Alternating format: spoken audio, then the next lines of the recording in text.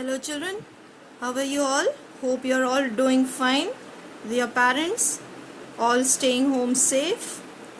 So children, Wednesday we had started with the second chapter from the Flamingos, that is the Lost Springs, that is the stories of stolen childhood. In the first story, we had a talk with the writer and the Sahib, that is the narrator and a child. Sahib were the personalities who were into the picture, and what the story was all about.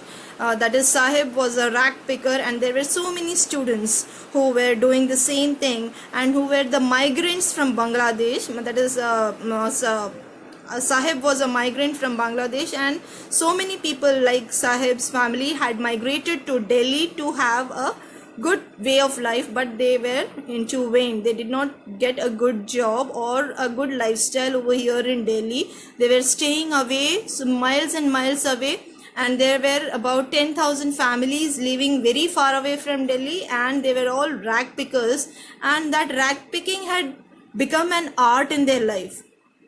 How? That is, they are saying that it is gold for them. They are picking the gold from the dumps which they collected every day on the daily basis. That is okay. So today we are coming back to a new story, that is a second story, that is from Bangle Factory. That is, it is a very common this thing here. The story of the person, the story of Mukesh. The narrator is Mukesh over here, and Mukesh is saying that okay, this is the story what I am suffering through, because these are some stories, children, we do not come to know like what we are doing, that we are having such a life, and there is a second phase or the second part of the coin where we are unaware of these kind of people or these kind of small children who are living their life like this. The second story is about Mukesh from Firozabad, whose entire family was into the bangle making like others in the locality. However, Mukesh wanted to be his own master and wished to become a motor mechanic. The writer asked him if he knew anything about the cars.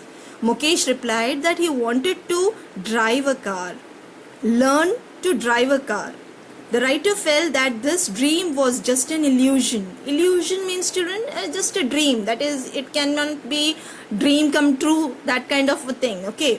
So Firozabad was the center of India's glass blowing industry, where generations after generations had been involved in this business. People from Firozabad involved their children in the bangle making profession without knowing that it was illegal for the children to work in the glass furnace with high temperature and in the dingy cells without air and light. If the law was enforced, then almost 20,000 children would be out of the hot furnaces where they worked day and night, often losing the brightness of their eyes. Mukesh proudly announced that his house was being rebuilt and volunteered to take the writer to his home. They walked down the stinking lanes choked with garbage, past houses that were small and dirty. They had the wobbly doors, but no windows. Here families of humans and animals coexisted in a primitive state. Children, I'm not discussing anything. This is just a story. Listen it very carefully. There is nothing to be explained, but just listen to the story with the eyes closed, children. Okay? This is a very pathetic kind of, sympathetic kind of a lifestyle where, yes, people are still living like this. Okay? They entered half-built shack, one part of which was thatched with dead grass, where a young woman was cooking the evening meal for the whole family. She was the wife of Mukesh's elder brother. Though not much older in years, she had the respect of a bahu.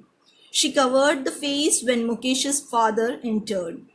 Mukesh's father had toiled hard all his life. Toiled, Toiled. Toiled means he worked very. So we are talking about Mukesh, and he's saying that his dad had worked very hard in his life. First as a tailor and then as a bangle maker. Still, he wasn't able to renovate his house or send his two sons to school. All he could manage to do was to teach them what he knew about the art of bangle making. Mukesh's grandmother had seen her husband go blind with the dust from polishing the glass bangles. She believed in the destiny that the God-given lineage couldn't even be broken, as they were born in the caste to make bangles. They had seen nothing but bangles, and bangles of various colors. In the dark hut next to lines of flames of flickering oil lamps, boys and girls sat with their fathers and mothers, welding pieces of colored glasses into circles of bangles. Their eyes were more adjusted to the dark than to the light outside. They often ended up losing their eyesight before they became adults. The author noticed a young girl, Savita, in a dark pink dress, sits besides an elderly woman helping in making bangles. Her hands moved like a machine. The writer wondered if the girl understood the sanctity of the bangles of the Indian women. The old woman told the writer that she had not enjoyed even one full meal in her entire life. Mukesh's father was at least able to give his family a home. Every house in the bangle making community was short of money. Nothing had changed over the years for them. The writer told a group of young men to organize themselves in a cooperative, but they told that if they got organized, they would be taken to jail on the pretext that they had done something illegal, or they could be beaten up. There was no leader among them. The writer found two distinct worlds in Firozabad. One, the exploited bangle making families which were very poor, suffering from the stigma of the caste in which they were born. The other was the world of sahukars, middlemen, politicians, lawmakers, policemen and bureaucrats, which exploited the poor workers. The bangle makers and their children were scared to do any other job. The writer was happy to know that Mukesh at least thought differently. The boy was full with hope of becoming a motor mechanic. He was willing to dare. There was a garage away, but if the owner would allow him, he would go walking and get a pretty job and learn at the garage and become a mechanic, and then to learn to drive a car.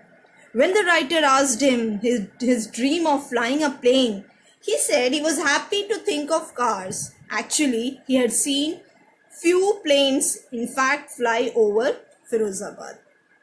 So this is the chapter all about children. So you might have heard, when I was reading the story.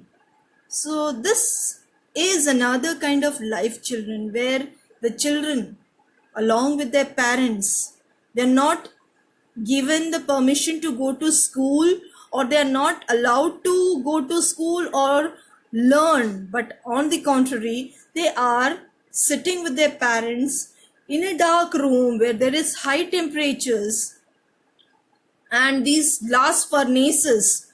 They have to be seated so long hours together that they have brought their life into that kind of extension of the dark that they are now.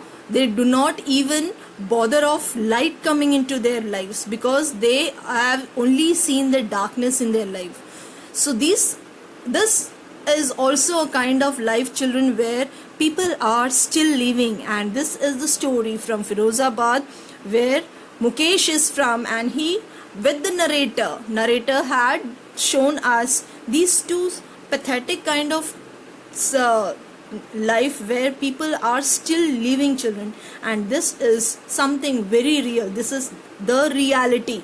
So we can, at least when we waste so much of things in our life, when we do not have that attitude of losing money, we just spend money like anything. We do not save money. When we come into our group of friends or whatever, we have the attitude of, okay, we are spending just 10 to 20 rupees, fine, that's not a big amount.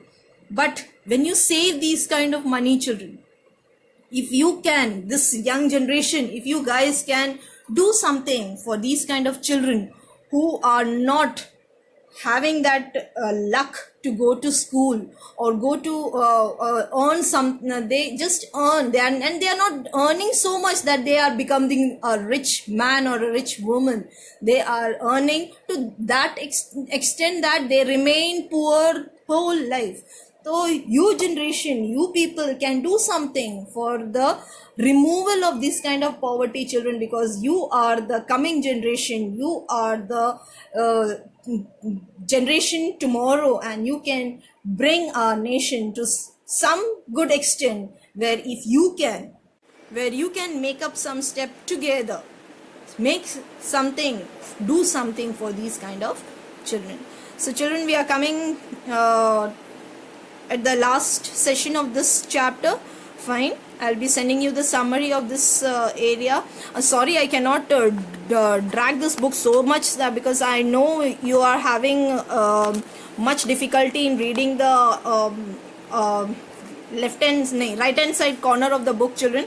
But it's okay if you can make it out what are the words, or if otherwise I can definitely make sure that I bring to the image of this book. I'll surely do it. But if you cannot, I'll send you the question answers also. You can write the question answers, or you can write because some children said, ma'am, writing the summary taking so much of time. So if you can send the question answers, so I'm sending the question answers also, children. So whatever, it's your wish. The main concept is the understanding of the chapter should be the main concept, that you have understood the chapter.